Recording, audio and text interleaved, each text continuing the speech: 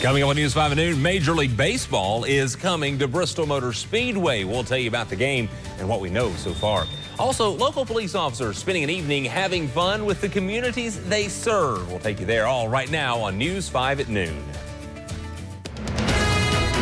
From WCYB, this is News 5 at noon. And we begin live looking this afternoon in Savannah, Georgia. Now, calm skies there. Debbie, is the tropical storm still dumping a massive amounts of rain along the East Coast this afternoon? Thanks for joining us here on News 5 at noon. Our sister station is in Berkeley County, South Carolina, just outside of Charleston there, where they are experiencing some flash flooding from that storm. The National Weather Service now urging people to protect their homes and properties. Valerie Bell now with the latest on what they could expect in the days ahead. Here in South Carolina, take a look at what we're seeing at French Quarter Creek. There is so much flooding that has taken place here, and the water just keeps going. It's pretty deep, probably close to a foot. Now you can see this is a road completely impassable. And if you take a look behind me, you can see there are homes that are back here. We learned this morning that everyone that lives in these homes were able to make it out safely, which is the good news. However, some people had to be rescued out of here by boat. But right now, anyone that has a home back in this area is not there and has taken, shelter elsewhere, somewhere safer. And we were speaking with one man who lives in that first house right back there, and he came back out this morning to check on his property. He did not go through here. He said he just wanted to see, how high it got. He said he was feeling relieved. He tells me that they've gotten flooding here before, and they were trying to decide, whether or not they were going to stay, but it was all about preparation. They started preparing last week when they heard the term used, historic. And he said, they took all those preparations necessary in their house to mitigate some of the damage. But he says, they have cameras and they know they have water damage and some cleanup to do. He says it could be days until they see this water recede. So it's unclear, when people are going to be able to make it back into their homes in this part. Reporting in Berkeley County, South Carolina, I'm Valerie Bell. And South Carolina really dealing with a lot of rain continuing to come down, and then also up into North Carolina. David, watching this system, it's really moving so slow in this area. And it's been sending several rounds of rain, and several rain bands have been moving in and around Debbie. And it's a little bit stronger now. The winds are now sustained at 60 miles an hour, gusts to 70, still crawling northeast at 5 miles an hour at a walking pace. Where we're seeing some of those heavier rain bands around Myrtle Beach and Wilmington, and there's some more pockets of rain that are moving through Savannah and into Charleston. And as we track it into the future, it looks like it'll be making landfall again in South Carolina either late this evening or sometime tonight, and could get close to hurricane status, forecast to be 65 miles an hour. Hurricane is at 75 miles an hour. Then it's going to be starting to pick up some more speed by Thursday and into Friday. The center of the storm going by to our east, somewhere over Greensboro into central Virginia, and then racing up through the northeast by Friday.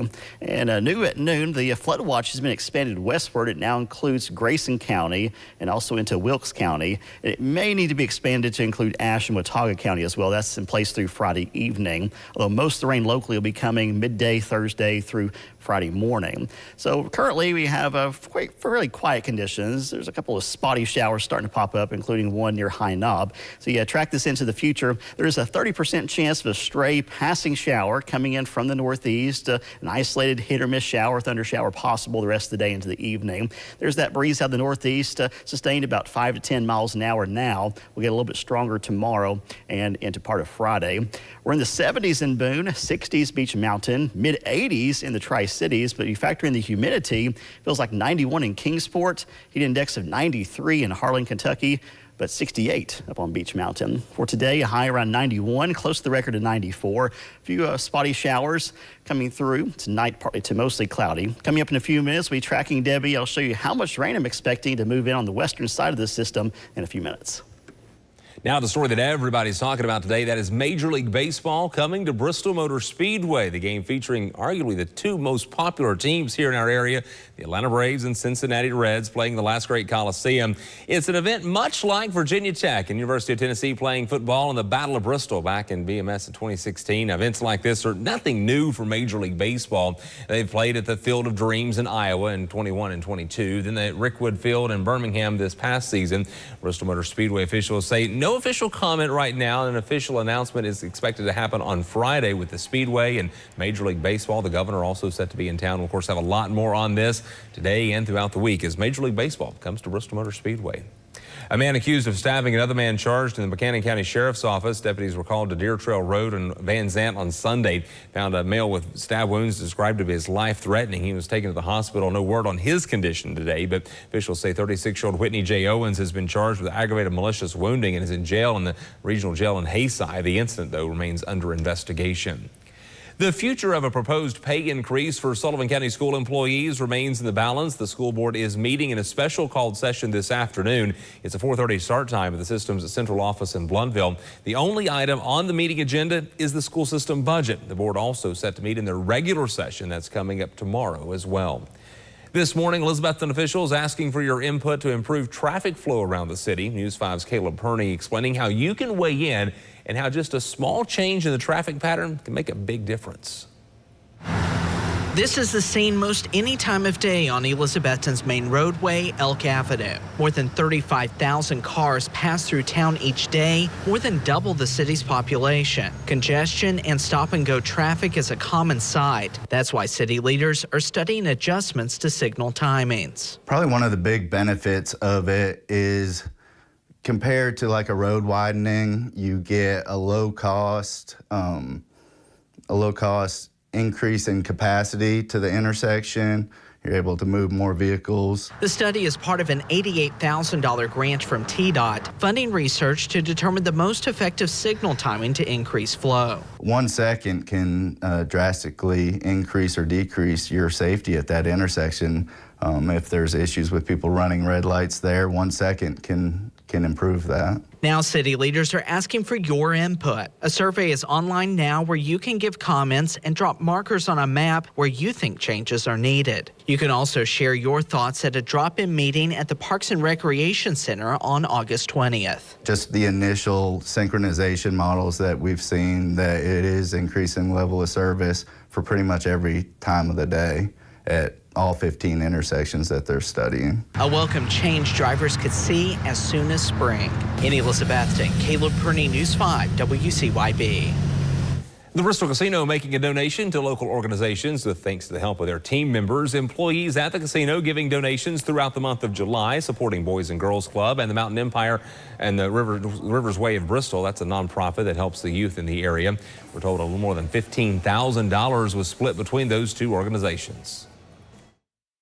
I wasn't sure how to react at first. We didn't know actually who it came from or how much it was, but now that we know a little bit more about who gave us the money and the amount, I mean, I'm ecstatic.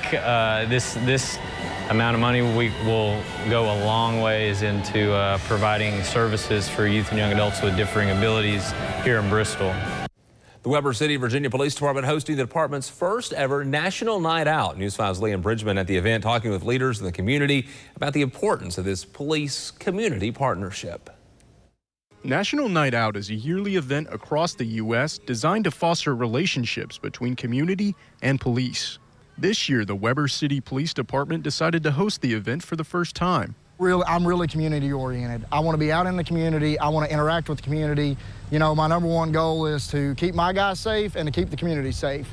Police Chief Donald Harding III says everything at the event was donated, including over 200 backpacks collected by local businesses. It's community. We all live in the community. We're working in the community. We want to show a unified front to be here for each other in the community, and that's what it's about. The event included first responders from the Weber City Police Department, Scott County Life Saving Crew, and the Weber City Volunteer Fire Department. I feel like for an organization as us and the police department to get out into our community, to let them know us, let them know who's going to come and who's going to serve them in their times of need.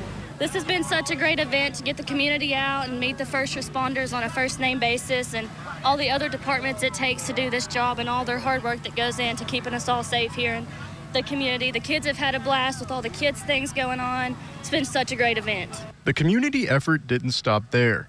Many stopped to donate life-saving dollars for local juvenile cancer patients. Laura Lane is the mother of a child going through treatment. It means a whole lot to me and my husband. I can't thank the community enough and how blessed we are, and I hope one day that I can give back just as much as they gave to us. It's an absolute blessing, and we thank everybody. In Weber City, Virginia, Liam Bridgman, News 5, WCYB. Several departments also hosting events like that. Check this out in Bristol, Virginia. The police department there taking part in a national night out. It had a donut eating contest for the officers to take part in. Also plenty of activities for the kids and families, bounce houses, cornhole. The night intended to be fun and bring the neighborhood, businesses, and public safety all together, and giving free food and haircuts and school supplies also available there as well. Storm Track 5 weather cameras brought to you by your locally owned Ashley. Very warm and humid this afternoon, partly cloudy skies. It's 85, but it feels like 91 degrees. Wind light and variable. Will be a little bit stronger tomorrow and into Friday. Humidity levels running high to very high through Friday, but humidity levels will be falling through the day Saturday, and we're expecting low levels of humidity for most of Saturday and all day on a Sunday. Looking forward to that. We have a mix of clouds and sunshine over the area. Watching one stray shower that's popped up near High Knob. The flow around Tropical Storm Debbie out of the northeast today, so anything that pops up will actually be pushing to the southwest. So you track it into the future, 30% chance of a couple of hit or miss passing showers or thunder showers dotting the landscape in the afternoon and also into the evening. So most staying dry. A couple of spotty showers around, and temperatures climbing into the upper 80s to low 90s. Highs around 91 in the Tri-Cities, but only in the 70s in Boone and Jefferson, and around 85 to 91 to 93 in Southwest Virginia. Lows tonight around 65 to 70. Another mild night ahead. Severe threat tracker low today, but medium for Thursday and Friday with the breeze. The rain is going to be developing east the Tri-Cities first, moving into at least part of the Tri-Cities metro area, but only a chance of rain to the west, and it tapers off on Friday. And looking at the potential wind gust for tomorrow, some gusts around 20 miles an hour in the Tri-Cities. Nothing very strong. We could see some gusts around 30 to maybe 35 miles an hour in the higher elevations to the east of the Tri-Cities. And that's going to be coming from Debbie. Here it is spinning the center of it just off the South Carolina coast, but there have been numerous rain bands and rounds of rain coming onshore, producing several areas of flooding, and the system getting a little bit stronger as it's over the water. High risk of flooding continues through tonight around Myrtle Beach and into Wilmington, and they're expecting an additional 5 to 10 inches of rain over this large area, much of eastern South Carolina, much of central and eastern North Carolina, and even into parts of central Virginia. They could see 5+ inches of rain, potentially all the way up into Roanoke. We're going to be on the western fringe, the western edge of the significant rain, and there's going to be a big range in some rainfall totals over our viewing area. A very sharp gradient over the Tri-Cities. Western areas like in Lee County could see nothing to 1/10 of an inch, and then in places like Watauga County, you could get 2, 3, 3.5 inches of rain. Same thing into Grayson County, where the flood watch is in place.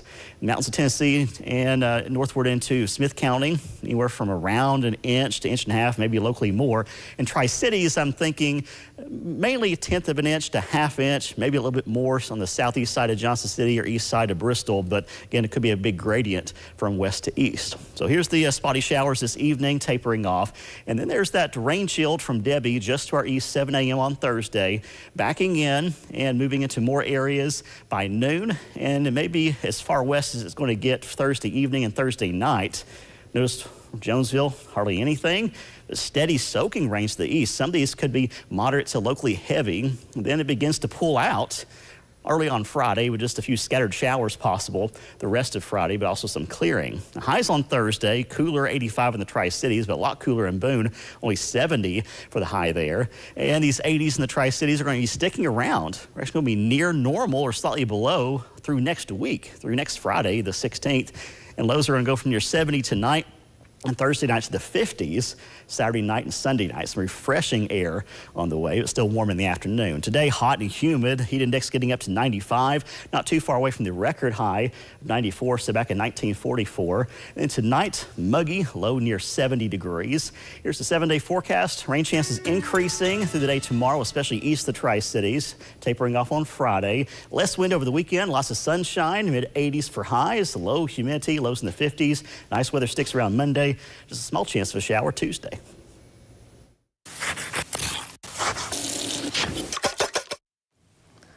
I bet if you asked 10 people how they make their coleslaw, you'd probably get 10 different answers. That's because there's so many different dressings and things that can be mixed into it. Today, I thought I'd share a Texas-style coleslaw that's big on taste and crunch. For this one, we start by adding equal amounts of white vinegar and vegetable oil to a bowl, along with a bit of lime juice, sugar, cumin, ground red pepper, and a little salt and pepper. We whisk that together and set it aside. Now, after placing a package of coleslaw mix in a large bowl, we add some red and yellow bell pepper that we've chopped, a thinly sliced jalapeno, and a bunch of freshly chopped cilantro. All that's left to do is pour the dressing over the veggies, give it a good mix, and it's ready to serve. And if you've got a bit of time, it's even better if it's chilled. If you're wondering what makes this Texas style, you'll know exactly after one forkful. I mean, it's hard to miss the big Texas flavor mixed in with all those crunchy veggies. To get the recipe for our Texas slaw, all you have to do is visit our website. I'm Howard in the Mr. Food Test Kitchen, where today we found a big and bold way for you to say, ooh, it's so good. Giddy up. He's looking apart today. He is. It's hot this afternoon, it sounds Hot like. today, and then watching the rain from Debbie for especially tomorrow afternoon into early Friday. Yeah, thanks for sharing some time with us this afternoon. More news here on the air beginning at 5 and all day long online, WCYB.com.